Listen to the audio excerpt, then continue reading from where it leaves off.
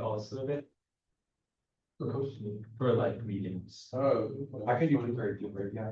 Yeah, okay. Or Wednesdays, that's more. For like general meetings. Because maybe, I think we already started this semester. I want to change it back. yeah, that's fine. Also, did you update the campus properly? Because like a couple days ago I checked and it still said Tuesday. Oh, you know what? I don't think it might not have been changed yet. Yeah. There's so many places to change it. Okay. I just changed the Zoom link to yesterday. All right, let's go ahead and get started. So we can honor everyone's time. So we have, looks like we have 5 of you guys on today. So we have Rebecca, who's from UCSD. I'll let them introduce themselves, but Alex, Cal State Fullerton, Chloe from UC Santa Cruz, Vaughn from UC Santa Cruz, and Devin is what I understand is a business owner. So why don't I'll just start with who I see first, left to right. Alex, you want to go ahead and introduce yourself? Say what your official major is, kind of any involvement that you have on campus, what your future plans are, that kind of stuff. Yeah, let me take a look at the prompt that you sent. Current school. So yeah, my name's Alex. I am a psych major at Cal State University Fullerton. I was involved when I was at OCC with Psi Beta and PTK, and then life got busy. I know I'm a non-traditional student. As the kids say, I'm unk and also chopped. So I joined school a little later. For any of you guys, are you all like traditional students? Like you came straight from high school to OCC or a couple gaps? Yeah, we're all traditional here. We have a few people who are like, I think 3 or 4 total. Are they here in the room though? Yeah, Nate just walked in. He would be, I guess, what you consider your non-traditional student. Okay, cool. And then Yeah. Omar comes sometimes too. You know Omar though. Yeah, Omar is the man. Yeah, so I went to Cal State Fullerton and I got involved with a group called Project Rebound. I don't know if any of you guys would qualify for this, but it's for like systems impacted or formerly incarcerated students. So I kind of went from like the honors program in undergrad to that community in my upper division courses at Cal State Fullerton. And let's see. Is this just like a brief introduction or how deep should I go into this? You can keep going. It's fine. We have no rules here today. Okay, so yeah, so I am going to grad school, or I'm going to be applying in fall, which is my last semester. So I kind of like hoodwinked it to where fall's my last semester, apply for grad school, and then I get an entire year off because I'm just like super burnt out. I work 40 hours a week as a drug and alcohol counselor. And yeah, and I'm at Cal State Fullerton. I've done a bunch of research. If any of you guys are interested in going into Cal State Fullerton, I can definitely set you up with like at least a year of research. Through the lab of Dr. Espinoza, looking at aversive bias in the criminal justice system. So just let me know.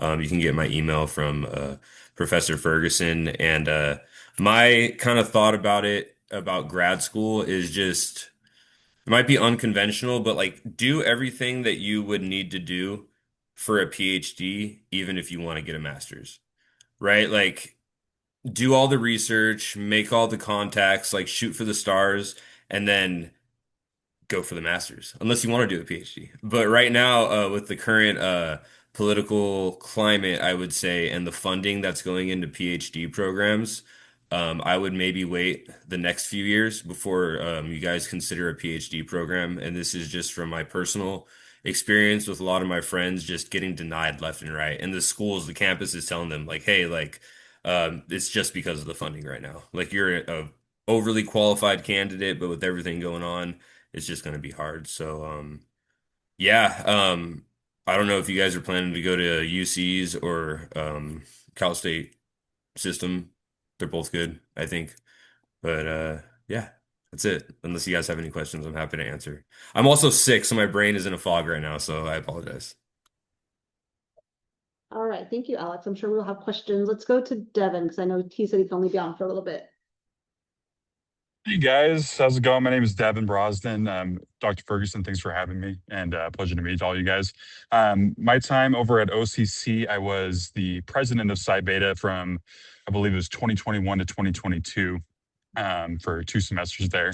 And then conducted some research, not only with members of Psi Beta, but also with me and my research partner, and found some success over at the research symposium, Giles C. Brown. So that was an awesome time.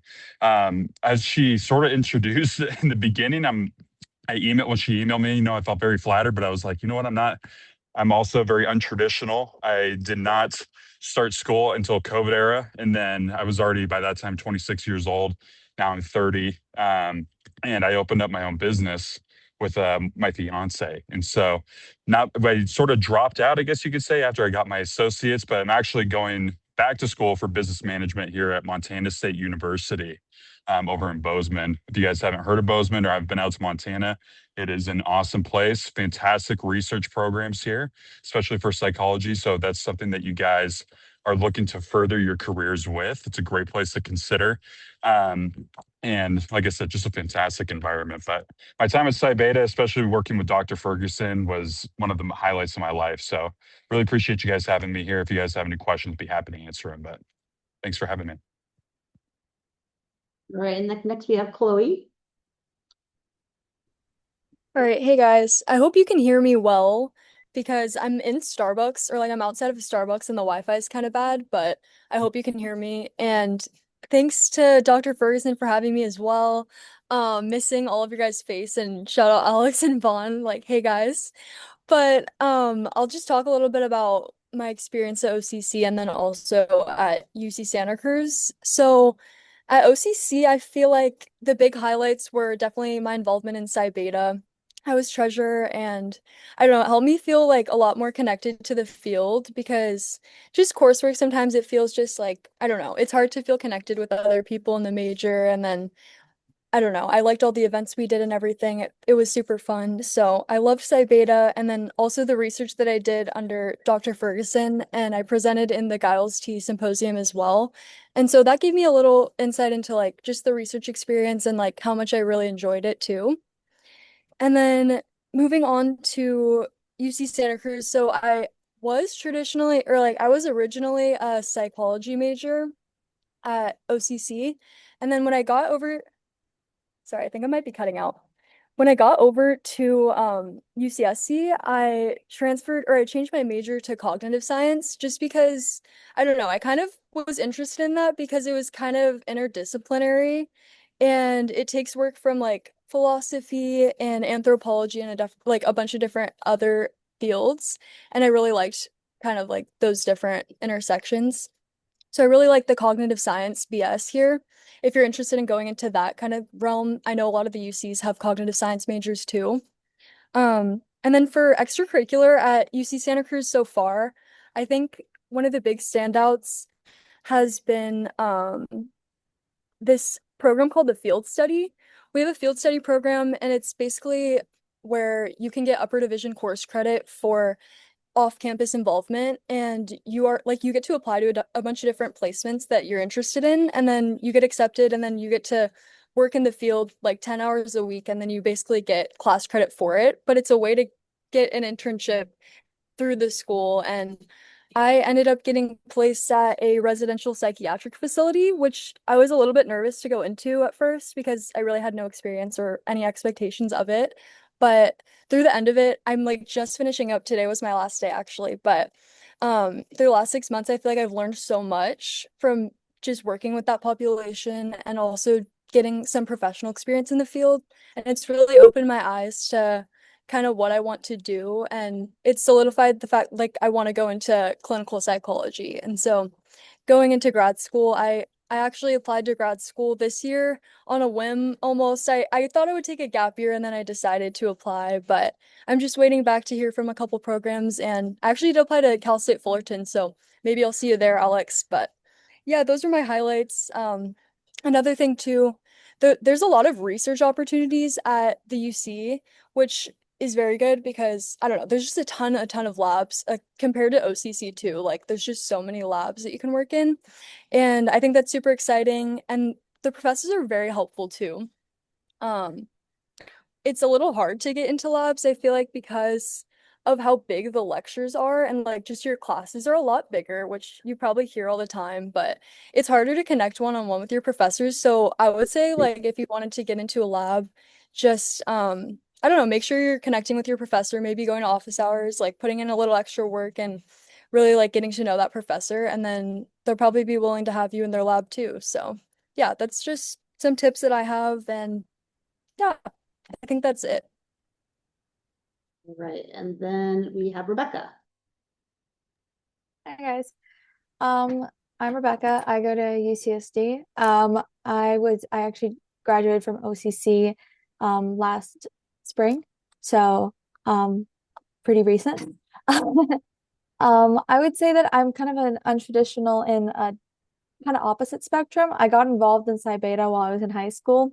I did actually dual enrollment with Dr. Ferguson, which was like one of my first classes, and I was able to get involved with Psi Beta that way.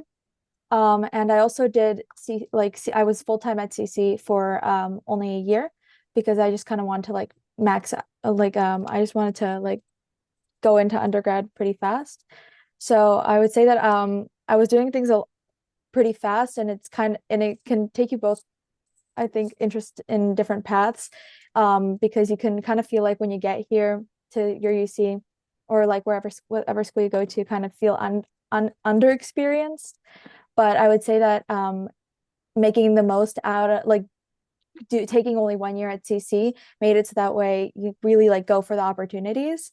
And that's, I would say, like my biggest recommendation. Currently I'm a cognitive and behavioral neuroscience major, but I came as a psych human health major here. UCSD has a lot of really, really cool majors, like really niche majors, specifically in the psych department. And I discovered that during Psi Beta Day when I went in high school, which I highly recommend all of you go if we're having it again, and you'll see me there. So, I would say experience maxing at CC is like my biggest recommendation.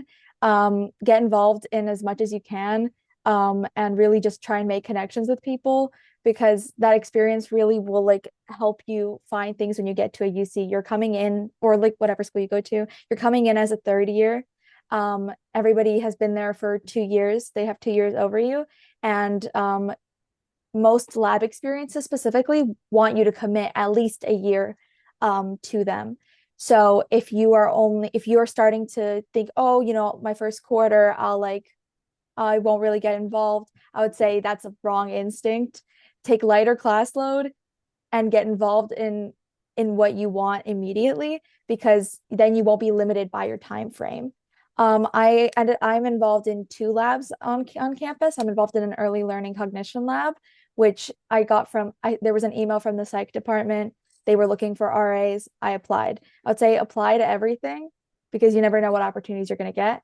And then my other lab, I'm onboarding right now. It's a lab that's between psychiatry and the School of Medicine, and we basically work with rats.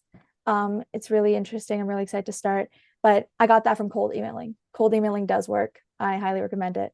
So, I'm also involved in Psi Chi, which is basically Psi Beta, but for four-year universities. Tau Sigma, which is a transfer honor society. I'm also a volunteer at our local hospital. So I like really just trying to get involved in a lot of aspects when you get to whatever school you're at. I highly recommend. I'm hopefully I want to go to medical school, but I'm probably going to take a gap. But I am interested in research still, though I wasn't at the beginning, but I did get involved in research at OCC with Psi Beta, their research project, and we did the symposium, the Giles Symposium, and then from my research class with Professor Ferguson, my research partner and I, we ended up continuing our research and presenting it at that conference and a conference at UCR while we were there. So I really think keep an eye on your email. If there's an opportunity to like present, do research, do stuff, just like jump on it. Like you really never know what experience will be valuable to you eventually. And yeah, when I was at OCC, I was on Psi Beta's board. I was also involved in student government, PTK, ME Delta Rho. I think experience maxing would be my greatest suggestion. And especially when you come to whatever campus you're on, like just go for it immediately. Don't wait till winter or spring. You always hear people say, "Oh, get settled." Get settled. But maybe take a lighter class load and prioritize getting some experiences because you don't want to be limited.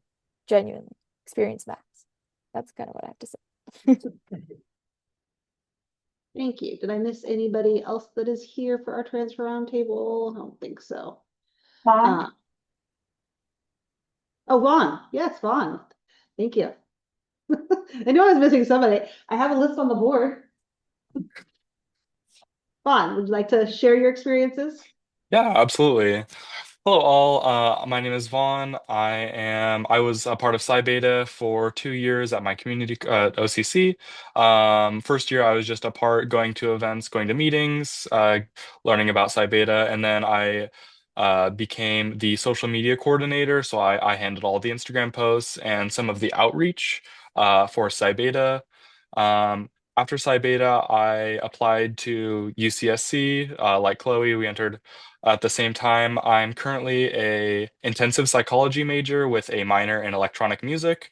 So what that means for me is the intensive psychology major is more focused towards research, which coincidentally Melissa got me into with her research class. Um, and so I've been following this path of research for the past couple of years. Um, I am a part of a research lab here on campus called the High Level Perception Lab. I coincidentally stumbled upon this lab last year when I took a course called Perception. I was really interested in the class. I didn't realize I was so interested in cognitive science until taking that class, really. Um, One of the RA or the graduate students in this lab was also a TA for that class, coincidentally, and I found out he was researching uh, music perception, which is exactly what I want to go into. So he researches earworms and how earworms are affected by time and by different sounds. But the main research that is done in this is face perception and motion perception um, by Nick Davidenko, the lead researcher here. Um, So I am currently in that lab as a research assistant. I'm actually here right now. But basically, as a research assistant, I help facilitate running participants. So I run 1 to 5 participants a day whenever my shifts are around. So that just involves setting up the coding for them and making sure that everything is going smoothly. In addition to my responsibilities as an RA, I participate in multiple weekly meetings that help get future research situated and continue the the course of research. So I personally have helped make different stimuli for misophonia studies by doing video editing and video recording, which is something that I personally really enjoy. So it's great to both apply my history in music with the sound editing and then also my background in psychology. Um, I definitely will agree with Rebecca. Please do yourself a favor and get involved with as many things as possible. I kind of was doing my best to not take this opportunity for granted. Um, but it just goes by so fast. Like let yourself enjoy it. I was really honed in on being a traditional student, like straight out of high school, went straight into community, straight into a 4 year. Um, I've actually dialed it back a little bit now, and I'll be graduating in the fall as opposed to the this coming spring, because I realized that I wanted more of that research experience and I wanted to take more extracurricular classes on campus, such as different cognitive science classes, which since that's not my major, I didn't get to take as many as I would have liked to, and more music classes, just for fun. So be sure to take advantage of your time and enjoy all of the opportunities that are presented to you. Um, if anybody is interested in music perception or music as a whole, Elizabeth or Melissa, please feel free to give out my email or my number for people to contact. Thank you. All right, we started there. Do we have any questions right off the bat? I have one for Rebecca, actually. First of all, good to see you again. Second of all, how do you like psych-ed at UCSD, out of curiosity? Because I know it's a little bit bigger there, and then also, I'm just kind of curious in general how it is. Yeah. Hey, good to see you. So I basically just got initiated because you can't initiate during your first quarter, or inducted. You can't be inducted until you've complete your first quarter. I would say that the psychi here, it's big for sure, but people don't stay consistently involved as much as you think. And also the way that ours does, they kind of there are committees that they form, basically, like the board members or like really passionate people in Psychi will form these committees with a focus, like the mental health committee, a pre-health committee, a research committee. And basically I would say that they're smaller communities within Psychi, and basically they can focus on projects that they want to do, like the mental health committee. I'm a part of that one, and we just all went on a hike together, and it was really fun. But we also just had a tabling event on campus where we were talking to students. So I would say that those kinds of things can really help you like build a community and get involved with Psychi, because the actual committee is about, consistently, I would say about 15 people, inconsistently 25 people. So it really does start breaking it down like into smaller and smaller groups. Everybody's really, really, really friendly. It's not like the application process isn't crazy to get into it. I think you just gotta watch the deadlines, and hopefully we'll see you for Psi Beta Day and you can see it's really like really lovely community. Even though it is big, you can get involved really early on, even before you're a full member. I was involved all of last quarter. I wasn't even a member. So I would say they make it really, really easy to get involved and feel your community there.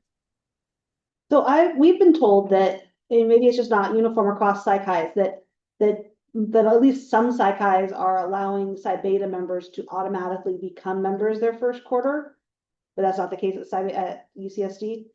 See, that's what I thought when before I came here. That's what I thought it was, but apparently not that anymore, or at least not for me. I had to basically, they did take my like transfer GPA, but they needed me to complete like 4 units of a upper division psych course. And you needed to get like I think a B or above in that. I could be getting those requirements wrong. They're really doable requirements. Yeah, really doable. But yeah, I don't at least at UCSD, you can't you can't like be an inducted member your first quarter. interesting. I'll have to look into that, because that was one of the things, like they mentioned that WPA meeting that I went to a few years ago, but maybe, and I know at one point they said it was just if some schools were doing it, but then they kind of said, no, all schools are doing it. So I'm gonna have to ask. Yeah, I actually thought that too when I came, and I was like, I told you. That's what I told you. Yeah. Because that's what I was told. All right. Any other questions? I got a question for Chloe. I'm also a cognitive science major here at OCC, and so I was kind of wondering about like the transition from psychology to cognitive science, and like you said it's multidisciplinary, and I'm interested in computer science, so I was wondering if like they kind of have that over there too. Yeah, no. I don't know if I was just uncultured while I was at OCC, but I didn't even know we had a cognitive science major. So that's good you're already in it. But yeah, so going from psych to cog sci, like it was a pretty easy transition just because like there's so much overlap with it. But for the interdisciplinary, I don't know about other schools, but UC Santa Cruz, it gives you an option to do like 3 out of 4 core classes that mainly every cog sci major takes around the same ones. And then you have an option of an emphasis group, and the groups are between all of those different fields. So philosophy. Like I said, mine's evolution and ecology, or no, yeah, mine's just evolution. So I take like biology and anthropology classes for that. And then there's an AI subfield you can do. So it's AI slash like computer science. So I think that'd be right up your alley. What else? I feel like there's one more I might be missing, but yeah, it gives you an opportunity to take 3 to 4 of those classes in another field and then like one upper division class too within that. So it's pretty interesting. Like I said, I'm doing the evolution subfield. So I've taken a couple anthropology classes. I took evolution and ecology, and then next quarter I'm pretty excited because I'm taking an upper division primate ecology. So just learning about primates and like their brains and kind of connecting that stuff to the human brain and cognition, I think is super cool. So yeah, there's a lot of opportunities within it. Thank you. Yeah. Next question. I have another question, for Devin. So I was kind of looking into business management as a potential like second major, just because it's like a certain opportunity I'm getting through like my actual like, I work at a Chipotle, there's some like internships for like HR and corporate for like psychology slash like business. I was wondering how you, how much like overlap there was between business management and psychology, if it's like, if it's helping you fuel your own business? I know it's a big question, sorry. It's possible that I think he left. Did he leave? Oh, okay. Oh, shoot. Well. Long question. He said that yeah, he's gone. Looks like, he said that he has his own business and that one of his employees, he emailed me earlier today, one of his employees called in sick or something, so he had to cover basically, so he might pop back in, we'll see. I had a question for him too. All right, how about another question? I have a question for Alex. I was wondering, at Cal State Fullerton, do they have any sort of like programs or like resources or grants for non-traditional students? Specifically for psych? Yeah, who was that? Was that Omar? No. No, Andre. Oh, Andre? Sorry, I don't know. I can barely hear you guys. It's okay. Can you repeat your question one more time? Does Cal State Fullerton have any like resources or benefits available to non-traditional students? Or like scholarships or anything for those that are interested in psychology over there? Yeah, there's so much. Rebecca really hit the nail on the head. I just get emails all the time about stuff. Every time I go to class, like in every hallway, there's different departments. The best advice I could give you, man, is I hope you guys are doing this now, but talk to your counselors. If you get a counselor that isn't very maybe helpful, talk to another one. Just put yourself out there. And it's kind of like what Rebecca was saying. Make yourself known.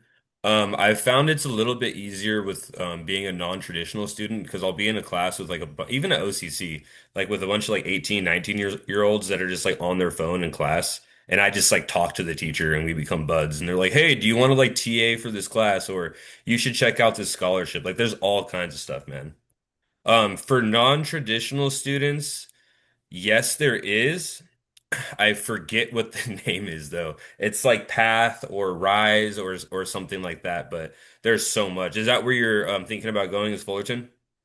I'm just looking at like a broad variety of options right now. I still have like a year to go before I decide on where I need to go. Well, decide where I should go. Nice. Are you doing the I Getsy track? I do not know what that is. So I don't know if it's the same as it was when I was at OCC, but there's like two different academic tracks you can do if you meet with the counselor. One is IGETSI, and that's for the UC systems. It's not like guaranteed admission, but like without a doubt you have all the classes you need to go to UC.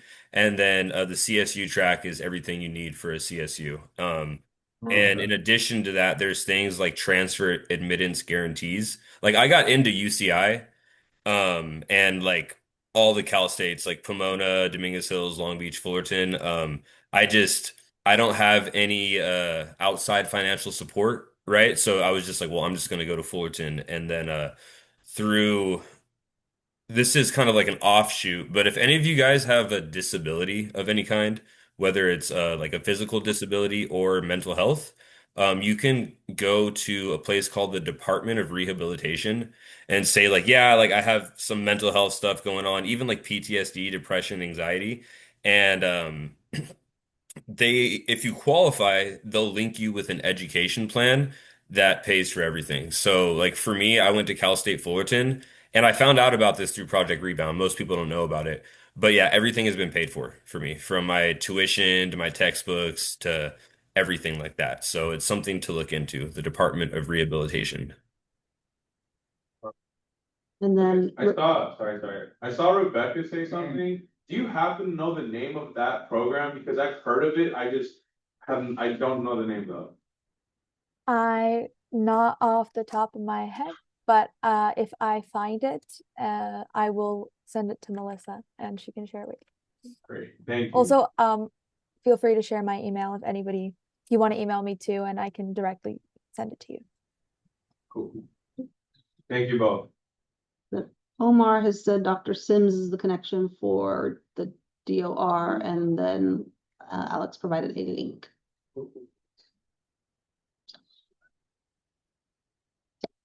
All right, thank you. I think we saw Devin back and there was a question for him. Devin, are you able to answer?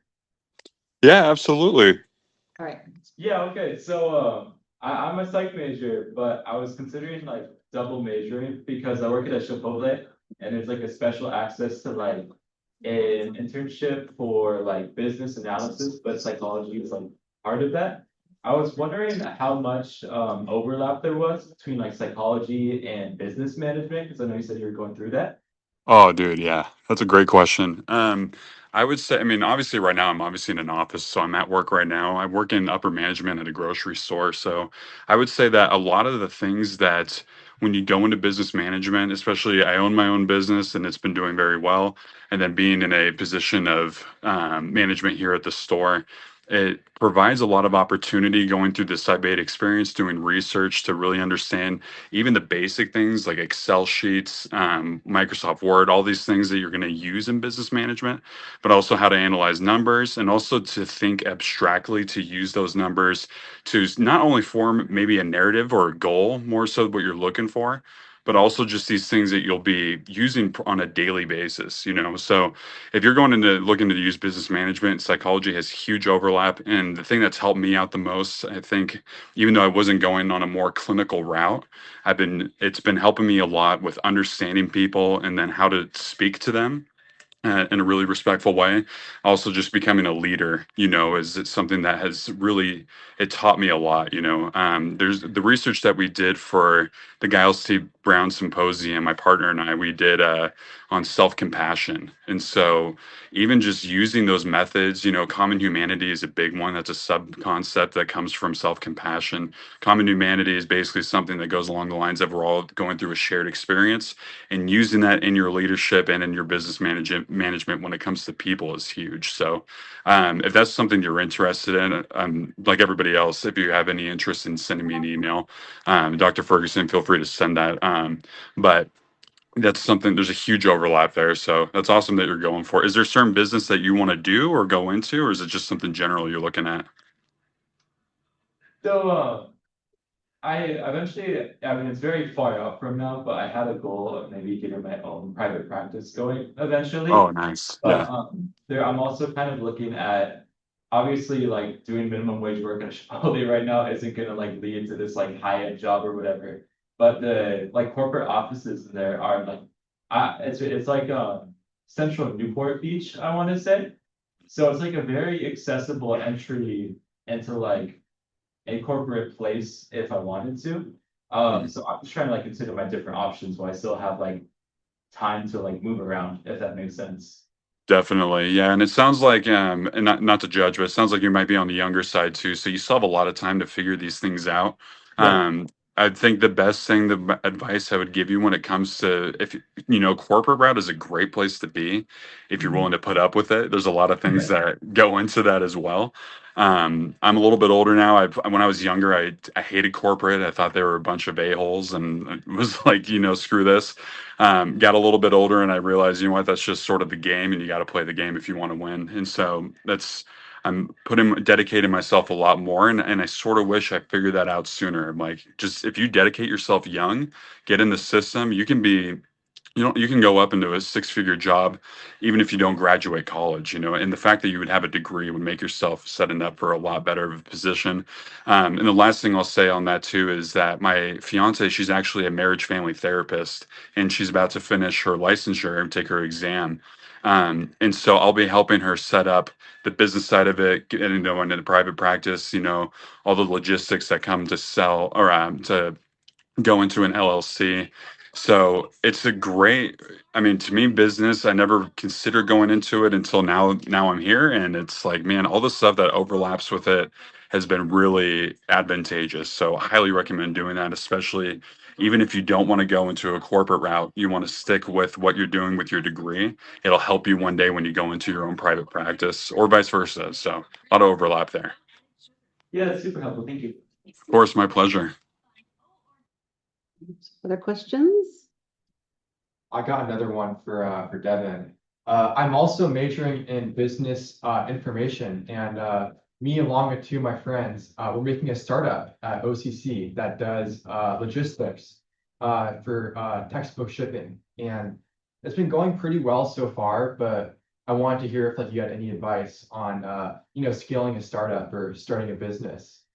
Yeah, so that's a great question as well. So I worked at a startup for a little while, actually, before I got into college, over in Irvine, at a marketing company called Crowd Create, and I learned there very quickly that startups can be they're as good as the people that are leading it. So if you guys and your friends, if you know these people really well, you trust them, you know that they have, actually a big thing too is knowing what your guys' strengths are. And that's also just goes into leadership, is knowing what people are good at what things, right? And it sounds simple, but it's hard to find those things sometimes. And sometimes people just don't have what you're looking for.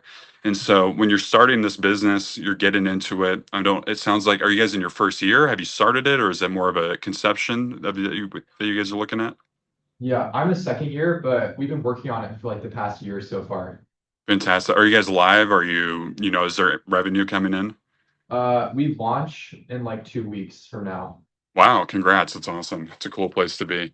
And so I think that the best thing that you can do for that is to really just focus on the people, make sure that you have a good team that you're working with. And from there, the sky's the limit, really. And then, always start smaller than what you think you would need to do. If you start too big too fast, then it's harder to shrink down than to shrink up or to grow bigger. So, don't feel like you need to be here right off the bat. You can start a little bit lower, and then build your way up to where you guys want to be, and make sure you have your goals aligned as well as a team. That'll help you guys a lot as well. Yeah, that's great advice. Thank you. My pleasure. All right, other questions? I have another actually, so I'd ask so many questions. But this one's for Vaughn. I was a little bit curious when you were talking about becoming an RA. I was wondering if you did anything in particular to make yourself stand out.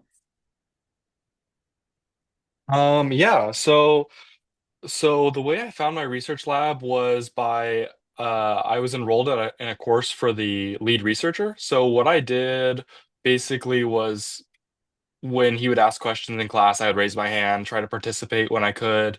And then by also coming to office hours and emailing. Um, 'cause- so once you find a lab that you could potentially be interested in, just go ahead and email them. They'll give you the information you need. I promise you, the professors are stoked to talk about their research. Um, every single time I ask a professor about their research, they go on for at least 15 minutes, so excited about it. So you're doing them a favor by asking, really. And then therefore you get the experience and understanding of what they do and potentially what your responsibilities are. Um, and then after that, you just ask to apply. For me personally, I had a short interview, maybe 20 minutes, with the lead researcher, basically about why I wanted to join his lab specifically and my personal interest in research.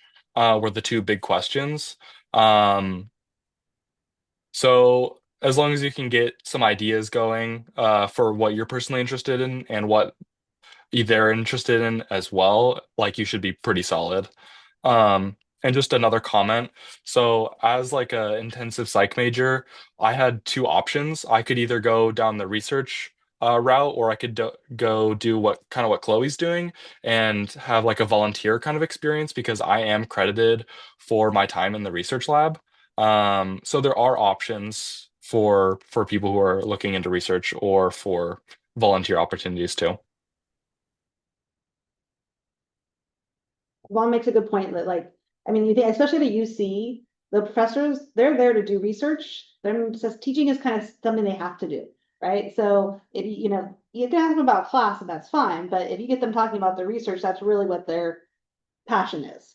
So, so that's a good point to talk to them about their research and ask questions because then you're making them, you're making, it's like when I always tell the people, I'm like, when you go to the library, those librarians are there to help you do searches, and like that's what they want to do. They don't want to be doing whatever else they're doing, all the reshelving things or whatever they're doing. So it's kind of the same thing. Find out what the person's really interested in and get them talking. And I love to hear that all of you are doing research and still on all that kind of stuff, and that I got you going there. I should say Devin, he said he did research, but he also his group won the him and his partner won the first author award, which is the biggest award, and Rebecca won a Psi Beta research award last year. Good stuff. All right, more questions. I think, did you have one, Danya? I know, like when Alex was mentioning about like there's like a track for I guess it's like for the university, and then there's like some other track for the Cal States, like around 2 or 3 semesters. I finally finished all like the I guess courses, but like I didn't know there was a track for Cal States. Like since I only did I guess what I had to do like loads of other courses just for Cal State. Could you hear that, Alex? Kind of. Can you do it one more time? A little louder. You just found out about the CSU track, but you already did a bunch of classes. Is that what I'm hearing? Yeah, I just did the I guess track yeah, for a few semesters ago, but I did not know at all if there was a track for Cal State.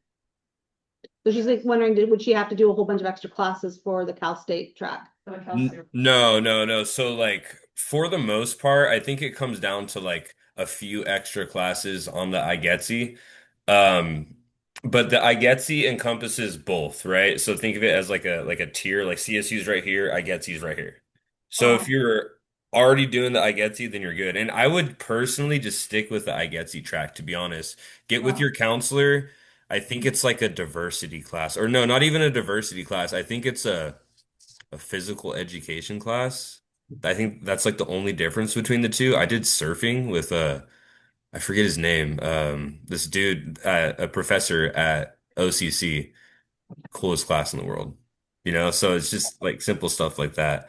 Can I ask though, do you guys do you, it's a really cool dichotomy. You have people like Vaughn and Chloe and Rebecca kind of shared that they went into college with like one plan and then that kind of shifted, right?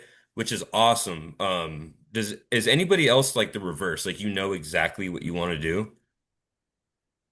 No? Okay. Because if you do, it's really easy to work from that. Like with me, I knew I wanted to be a therapist. So if you have the end goal in mind, you just kind of go up to them like, yo, what do I need to do to be a therapist, right? And then it's a little bit more straightforward. And if not, then enjoy the ride, I guess, like they're saying. And Yeah, sorry. and I think that's common of, the non-traditional student versus traditional student, right? Yeah. That's part of the experience of college is trying to figure out what you're doing, but if you've already had those life experiences and that time to figure it out, it's different. So, because I was the same way, I went in thinking I was going to be a clinician, came out wanting to do research, and now I teach. So, Yeah. It's kind of where a combination of things that you find that you like and you enjoy, and things pique your interest, and then life Yeah. as well too. Yeah. And also too, oh, sorry. Oh, no, I was gonna say like that I've been in this school since 2021, and then when you said like there's a track for the Cal States, I'm thinking like what other classes? I just didn't get to see. I've been here 5, 6 years. Like how many like classes that I had to do for like the, Cal State. And so I don't know, it was tiring, and yeah, I don't, and I switched my major, since 3 months ago. So like, I have no idea at this point. I think on the degree works actually, there's like 2 extra classes that they're asking for. It's like you did the IGC, then like the 2 extra that they're asking for. At least from what I saw was if you take an American government class. Yeah, I did that. And also, it's like section 1C, it's some weird thing where it's like oral communications. Oral, I did interpersonal, communications at American government. Yeah, so that should work out then. I don't think it's Oh. So crazy. you finished it. Yeah. A few months ago, yeah, I finished, I get to, yeah, or semesters, 3 semesters. That's like the 2 extras that they like specifically asked for. Oh, yeah, I did that. Just Yeah. to add on to what Alex said, I would say that like I agree with you. Like if you have like a set kind of like what like end goal in mind, I've kind of had like an end goal in mind. Like I know I wanted to go into medicine. But I would say that try like yeah, you can go to your counselor, be like, how do I get there? But that's what everyone's doing.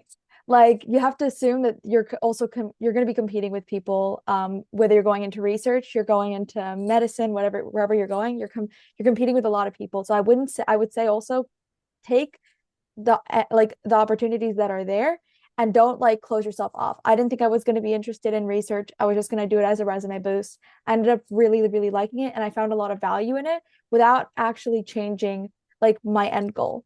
I like it's still like adding to, I would say, like my experience. And again, like it all like will build on itself. I would say like, yeah, ask for advice. That's really great. But if you think something's not perfect, oh, something better might come along, maybe I'll wait. I would say try things out. Like I'm not going to go into developmental psychology, but I'm in a lab for that. And I've learned a lot there that I didn't know about myself before and what I want in my future career. It's about every experience is valuable in its own. So you don't always have to go for like a straightforward path. Try different things out. You're unique, and your path can be unique. I want to add on to that too. That's great advice. I love everything that she just said. And get involved with like remember that it's a holistic approach to when you go to upper division, when you go to grad school, anything like that. They look at everything, right? So for me, I'm already a certified counselor. So I have like 3 to 5, I forgot, I haven't totaled them in a while, but almost 5,000 clinical hours. So me doing that and a year of research, and then I presented a WPA, like I'm not trying to like boast or anything, but I'm kind of a shoe-in for a master's program and like a really good GPA. Find, just like what Rebecca was saying, find something that you're interested in and stick with it. Everything that you do in your entire life, you can put on an application and it can go towards your end goal. So don't forget about that. I heard something about like someone working at a minimum wage job. If you're interested in psych and that's the route you want to go, maybe look into something entry level in the field like ABA therapy, right? Like working with kids, very easy to get credentialed, looks awesome on your resume and applications. But great points, Rebecca. Actually, just to comment on that, because I was the minimum wage guy. I was looking into ADA, and the reason I went with just like a regular like food service job is just because of like the hours worked. I noticed that during the daytime when there's a lot of like inconsistent classes, and then with ADA like driving into like your next appointment, it seemed like more sense at the time just to start building money so I can pay for a future school thing. But you are right, like it doesn't seem like besides APA, there's a lot of good like undergrad opportunities to get involved. Well, I'll just say too, I would assume Dean knows this, but I haven't had a chance to talk to him. My daughter's boyfriend works for Chipotle as well, and he's there, he's decided to stay there, opted to stay there because they have I don't know if it's scholarship opportunities or tuition assistance, but he gets about $1,000 a semester. For business students. Oh, he is, okay, so he is a business student, Uh, double major. UCSD has a psych business degree, I think. And I do Really? know a few people, yeah, and I know Sci-Chi has a business subcommittee here as well. And my friend, he's a clinical psych major and a business major. So it's very possible to do, like, there are a lot of combination things you can do. Yeah, whether you want to do IO psychology or like Dean was saying, like have that business experience so that you can open your own, your own therapy. I don't know what the I can't think of the word right now, but so you can have your own clientele, I guess, basically. And Private don't- practice. Private practice. That's the word. That's the word. Yeah. Does anyone online have questions?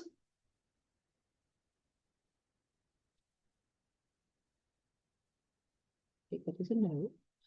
All right. Yes. More I questions. got one for Rebecca. I'm also pretty interested in research. You talked about like cold emailing professors. So like, what's your advice on that?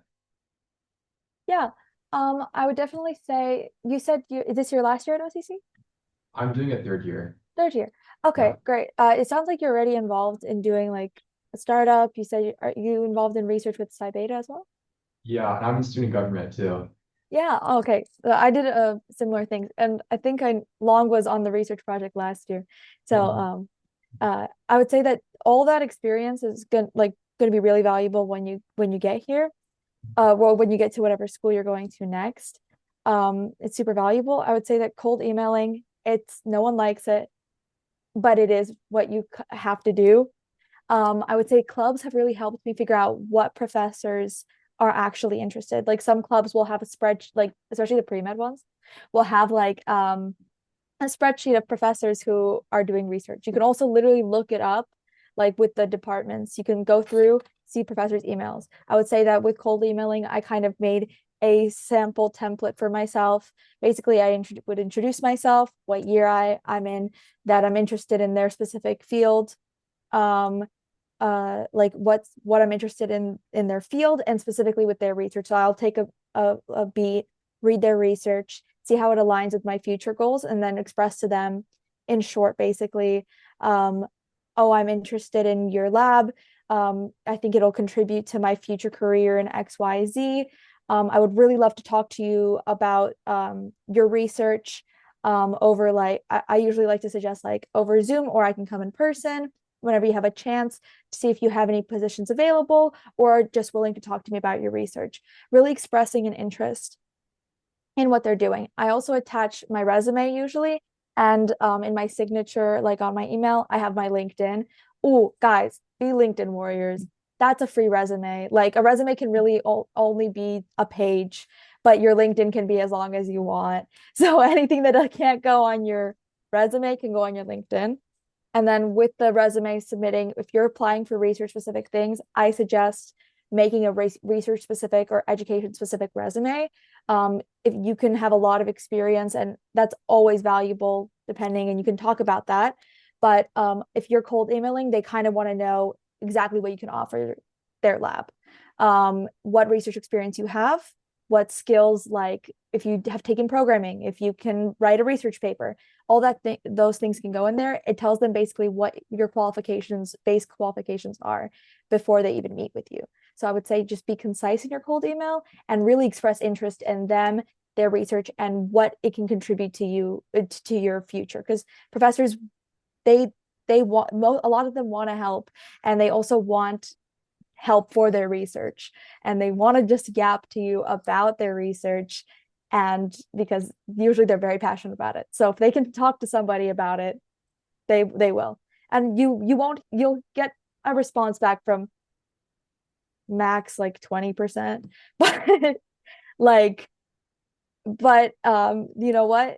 That's something. And I would say try and cold email not during the busy season. So like I would say if you're wanting to do something for like winter quarter, start emailing like mid fall quarter.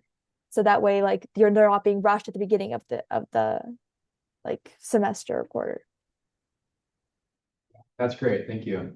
Yeah, I think that's a good point, the specificity, like so making sure you might have a generic email that introduces yourself and your experience, but then mentioning an article that they wrote that piqued your interest, and you want to show that you've put the effort in and you know what they do, but also have a genuine interest in it.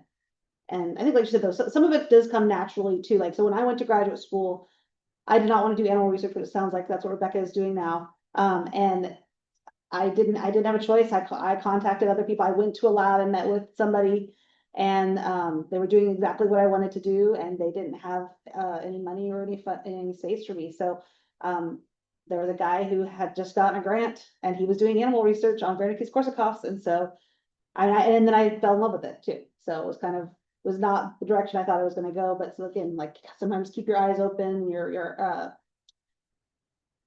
just keep an open mind, and sometimes you never know. And even if it ends up being not something you want to do, it's still experience. There were, I think he took on 5 of us, and I think only 2 of us stayed in there because a lot of people, some of them just didn't like the animal research. Like there was all different reasons, but he was a great advisor, but it was just more the animal research stop for everybody. But other questions? Mine is kind of broad. It kind of starts off with how Alex mentioned having like a specific goal in mind, but then goes into like research like Vaughn or then Chloe with cognitive science. So I don't really know how to point the question to, but like I started the fall semester interested in like therapy, but after participating in the symposium right now, I'm like become more interested in the scientific like soft science side. And then now like later on in the year to this point, I'm more like interested into the kind of leading to hard sciences, especially like cognitive science or like neuroscience and the like computational approaches to the brain.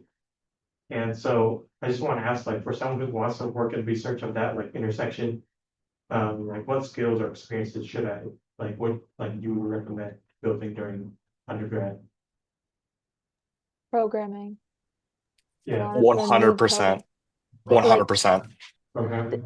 Especially the hard science ones, specifically in cognitive science, they need somebody to code for them all the time. Well, and if you're going to go on and do research, I will be interested to hear what Chloe and Vaughn and Rebecca have to say. Is at least the students I've heard that they're all doing R, and so you have to know coding in order to do R. Are you guys doing R? No, for stats.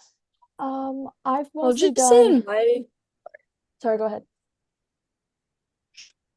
Sorry, in my experience, like the only coding class that I had to take was Intro to Python. So I only have experience with Python, but I really like more, some people have taken a lot more coding classes than I have, and then I'm also not in a lab. So I'm not sure what kind of coding they do in the lab either. But yeah, I think Python and R are like the common ones. I don't know about C. Let me know what And it you may guys think about that. depend on the lab too. Like what kind of, no, R is just more advanced statistics that you could do with SPSS or JAS. Yeah. So I had a student that went to UCI Yes. and he was doing that like right away. Mhm. So Yeah, most labs I think either are, from what I've heard, the more like cog sci computation ones, they're mostly R and Python. I only did Java, but I'm not in like the really computey ones. But that's what I've heard is really useful, like Python, R, Java, those are more universal. Yeah. But yeah, also knowing how to do, just was gonna say knowing how to use SPSS is really helpful. I think we use that in experimental methods, and then it continues on. Like you're not gonna lose it. I've used like other programs too, like JASP we used.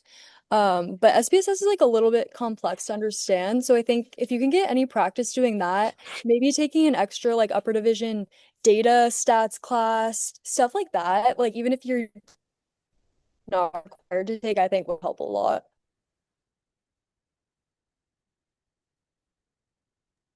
Sorry, I cut you off on, I think. Oh no, you're all good. I was just gonna say, coding. Rebecca's 100% correct. I did not realize how much coding was involved in research until I joined the research lab. Truthfully, my research lab specifically uses MATLAB, which is really similar to Python. Um, from what I hear, I've talked to other like computer science majors and other people who are interested in like psych.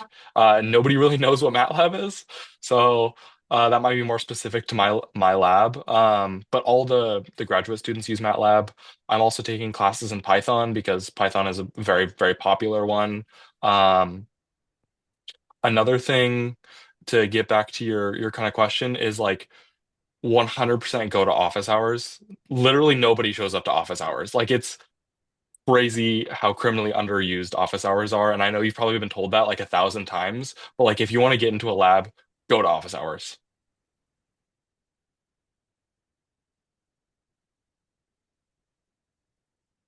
Do you have other emails, now? I have. I do have, so I know Chloe put hers in there and I have hers. Vaughn's is the one I didn't have, but it's in here. Rebecca's I have. Devin's I have. And then Alex I have. So I can send a list out of all those. But yeah, I do have that. Yeah, yeah, I want to be respectful of anybody's time if we need to leave, but if it's 4:30, so we're coming up to the end, but I mean, I know people still seem to have questions, so yes. Can we get like your guys' LinkedIn's too, if you have that? Could we what? Wait, what was that? Yeah. Can we get your LinkedIn, if you guys have that? Yeah. Sorry. I don't have one. My bad, my bad. Good. Mine's trash, but I'll send it.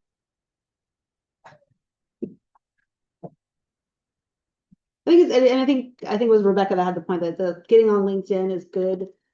Whether it was kind of cool at one of the symposium, I think it was a social, like people were meeting each other, they were whipping out their phones and connecting via LinkedIn. And it was like, because if you think about it, especially with if you're staying in psychology, you're gonna network, you're gonna need to know people. And so networking and staying connected via LinkedIn is probably the best way to do it. But also, like Rebecca said, build your resume, your information. You can put more there than you can on like a regular resume or CV.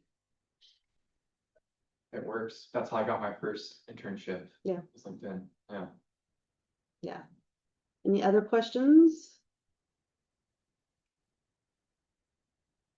Okay, well, I want to say thank you to all of you guys for coming. It was good seeing all your faces and hearing what you're doing. And I hope you guys will all stay in touch too, because I would like to know where you end up going, what you end up doing, and maybe have you back in a couple years.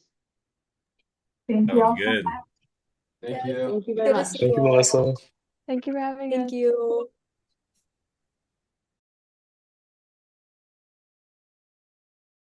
Oh, yeah. Oh, thank you. Yeah, that's maybe. Oh, yeah, yeah.